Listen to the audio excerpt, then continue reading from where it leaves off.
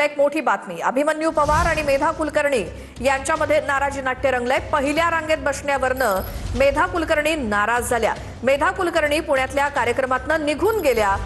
आज पुण्यामध्ये एक कार्यक्रम आयोजित करण्यात आला होता।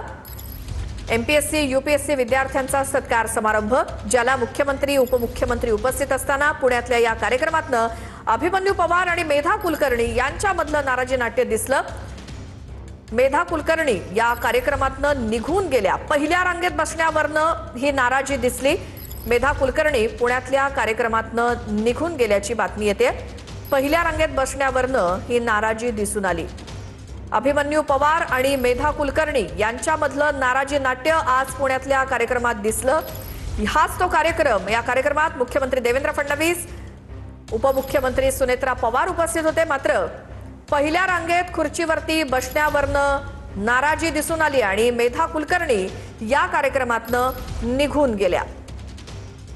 अभिमन्यू पवार आणि मेधा कुलकर्णी यांच्यामध्ये पहिल्या रांगेत खुर्चीवरती बसण्यावरनं नाराजी नाट्य दिसलं। एमपीएससी यूपीएससी विद्यार्थ्यांचा सत्कार समारंभ आज पुण्यातल्या गणेश किल्ला कलाक्रीडामध्ये आयोजित करण्यात आला आणि याच कार्यक्रमादरम्यान मुख्यमंत्री उपमुख्यमंत्री हजर असताना आमदार मेधा कुलकर्णी आणि अभिमन्यू पवार यांच्यामधलं नाराजी नाट्य दिसून आलं।